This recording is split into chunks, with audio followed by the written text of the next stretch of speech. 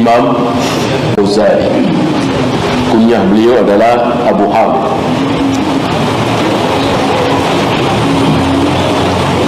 Antum yang pernah belajar di pesantren, yang tidak bermanhaj salaf, insyaallah tahu dan pasti pernah dengar siapa beliau.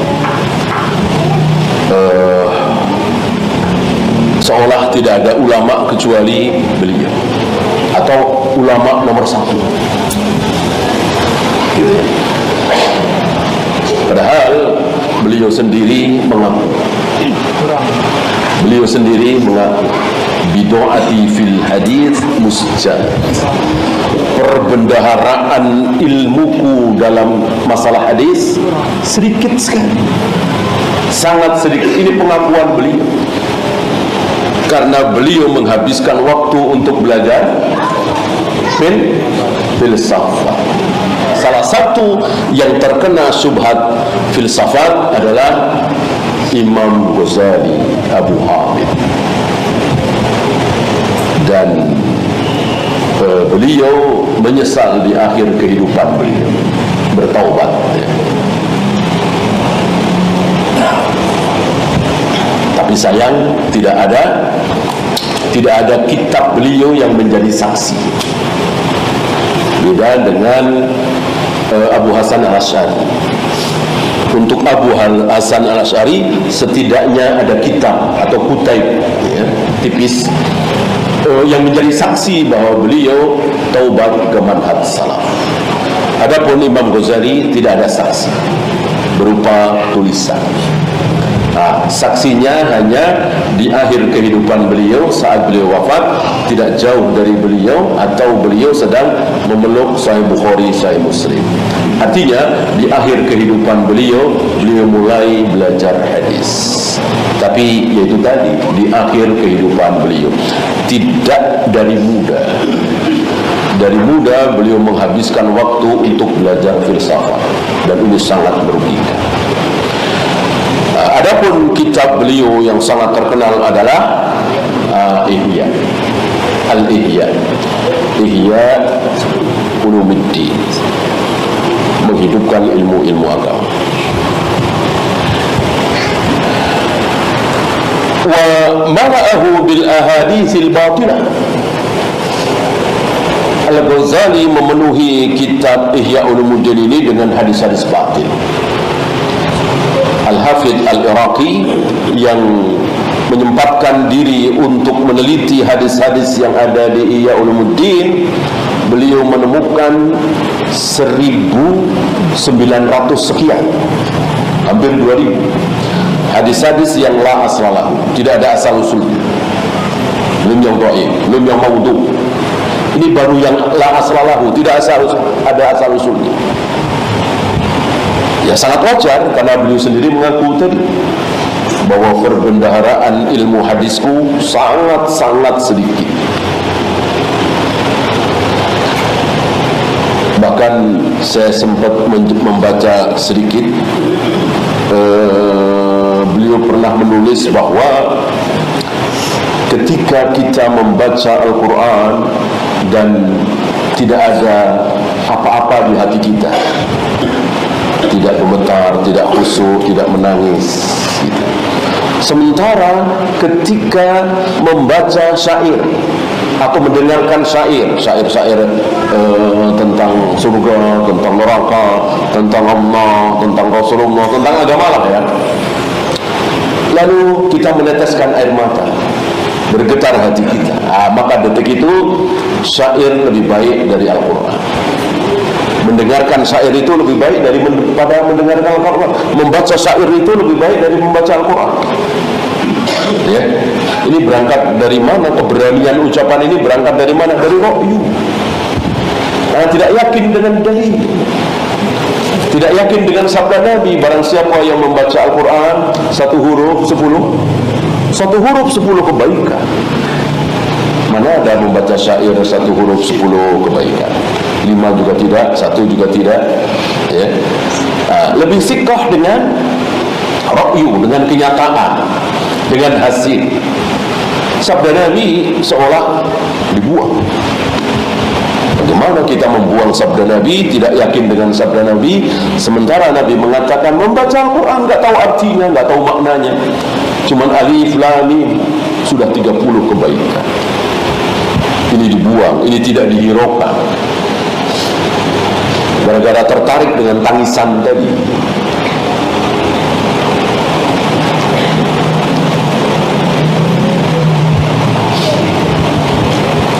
Wahuwa la ya'lamu butlanaha, sementara beliau tidak tahu kebatilan hadis-hadis itu. Orang bukan ahlul hadis, ya. Dan dalam hal ini, ketika berbicara tentang satu hadis, maka tidak boleh dianggap, tidak boleh didengar.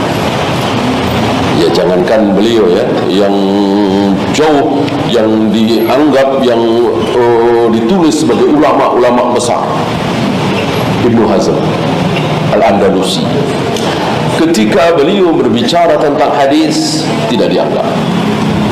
Ketika beliau berbicara tentang fikih, ya, tapi ketika beliau berbicara tentang hadis, tidak, karena memang bukan ahlul hadis, ya. Oleh karena itu ucapan beliau bahwa hadis yang mengharamkan musik adalah dhaif, ucapan beliau tidak bisa diterima karena beliau bukan ahlul hadis. Ini 8 penjelasan tentang tuduhan bahwa Al-Imamul Ghazali tidak mengerti ilmu hadis. Yang pertama, teman-teman sekalian, kita perlu tahu siapa sosok yang satu ini.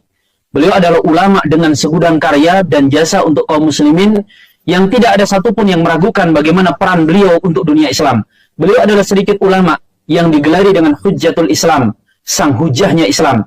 Ulama dengan gelar sementereng ini tidak mungkin bisa dikatakan bahwa dia adalah ulama yang tidak paham ilmu hadis.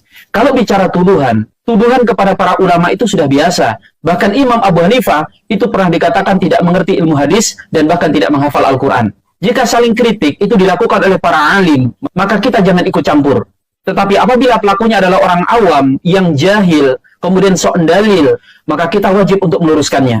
Yang kedua, kalau dituduh Al-Imamul Ghazali tidak mengerti ilmu hadis karena karya beliau yaitu Ihya Ulumuddin memuat beberapa hadis-hadis lemah, bahkan yang dituduh sebagai hadis palsu, itu telah dijawab oleh para ulama. Di antaranya Al-Imam Al-Iraqi dalam kitab beliau Ta'rif Al-Ahya bi Fadail Ihya, yang intinya beliau mengatakan yang disebutkan oleh Imam Ghazali dalam kitab Ihya itu bukanlah hadis-hadis palsu sebagaimana yang dituduhkan. Kalau toh ada hadis palsu di dalam kitab beliau tersebut, itu jumlahnya sangat sedikit dan diperbeda-pendapatkan oleh para ulama. Tuduhan bahwa kitab Ihya sengaja memuat hadis-hadis lemah itu adalah tuduhan yang tidak benar. Karena hadis dhaif itu boleh digunakan dalam masalah fadilah amal. Sedangkan genre kitab Ihya itu adalah kitab penyucian jiwa dan itu termasuk fadailul amal. Yang ketiga, tuduhan beliau tidak menguasai ilmu hadis. Sekarang coba mari kita telisik. Kitab Ihya itu bukanlah kitab hadis. Meskipun demikian, di dalam kitab ini memuat tidak kurang 4.800 hadis. Yang ini berarti, kitab ini memuat begitu banyak hadis, bahkan lebih banyak daripada beberapa kitab-kitab hadis, termasuk Al-Muwatta. Itu hanya memuat 1.720 hadis. Bahkan kitab Ihya, itu hadisnya bisa lebih banyak daripada Sunan Ibnu Majah, yang hanya memuat 4.300-an hadis. Sejumlah 5.000-an hadis ini, belum ditambah penguasaan Imam Al-Ghazali terhadap hadis-hadis hukum yang beliau gunakan untuk membahas fikih Syafi'i. Yang tentu hadis-hadis hukum yang beliau kuasai akan lebih banyak daripada 4.800 hadis yang beliau cantumkan di dalam kitab Ihya. Sebagai catatan pula, kita perlu mengetahui, ulama dahulu tidak akan mungkin mencantumkan sebuah hadis kecuali mereka telah menghafalnya dengan baik. Berbeda dengan hari ini, yang orang bisa menulis karya berjilid-jilid hanya dengan modal copy-paste. Yang keempat, kita perlu melihat bagaimana karya Al-Imamul Ghazali yang lainnya. Jangan hanya fokus ke Ihya. Al-Imamul Ghazali itu bukan hanya menulis karya kaitannya dengan ilmu akidah, tazkiyatun nufus, dan fikih. Ternyata beliau juga memiliki perhatian dalam ilmu hadis. Jika antum hendak mengatakan Imam Ghazali tidak paham ilmu hadis, sebaiknya antum membaca karya beliau terlebih dahulu yang berjudul Al-Mankhul fi Ta'liqat Al-Usul, atau kitab beliau yang berjudul Al-Mustashfa min Ulumil Usul. Di situ Anda akan bisa mengetahui apakah yang berbicara itu mengerti ilmu hadis atau tidak. Yang kelima, Al-Ghazali itu juga berguru kepada para ulama-ulama yang merupakan ahli hadis. Al-Imam Suyuti dalam kitab beliau menjelaskan, Al-Imamul Ghazali itu berguru kepada beberapa ahli hadis. Beliau belajar Bukhari dan Muslim kepada gurunya yang bernama Al-Hafidh At-Tusi.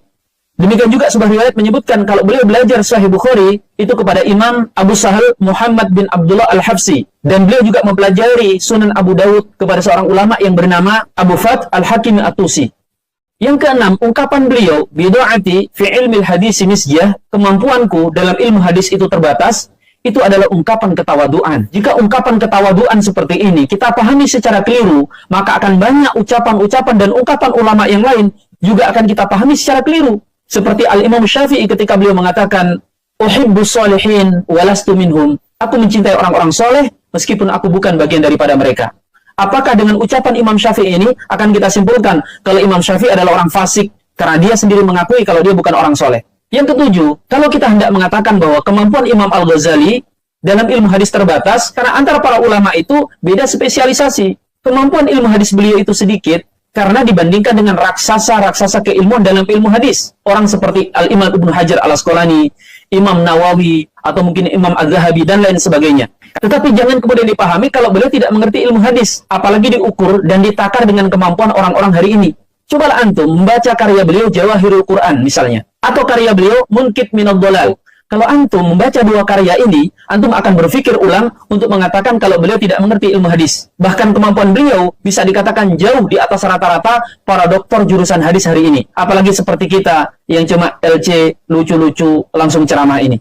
Yang selanjutnya, kalau Al-Imam Al-Ghazali dituduh tidak mengerti ilmu hadis, hanya karena sebagian karyanya, yaitu kitab Ihya Ulumuddin, memuat beberapa hadis-hadis lemah. Lalu bagaimana dengan karya ulama yang lain yang juga melakukan hal yang sama? Sebut misalnya karya salah seorang ulama besar, Abu Lais As-Samarkandi. Beliau punya kitab Tanbihul Ghafilin. Dalam kitab tersebut memuat begitu banyak hadis-hadis dhaif, bahkan yang juga tertuduh palsu. Demikian juga kitab Ar-Ruh, karya Al-Imam Ibnu Qayyim, juga memuat begitu banyak hadis-hadis yang sangat bermasalah. Namun, tidak kita dengarkan dari orang-orang ini suara yang mengatakan kalau Imam Ibnu Qayyim tidak paham ilmu hadis. Tapi begitulah anehnya orang-orang ini. Mereka mudah sekali mengkuliti ulama yang lain yang berbeda dengan kelompoknya. Tentu yang seperti ini adalah cara beragama yang cacat dan tidak layak untuk diikuti.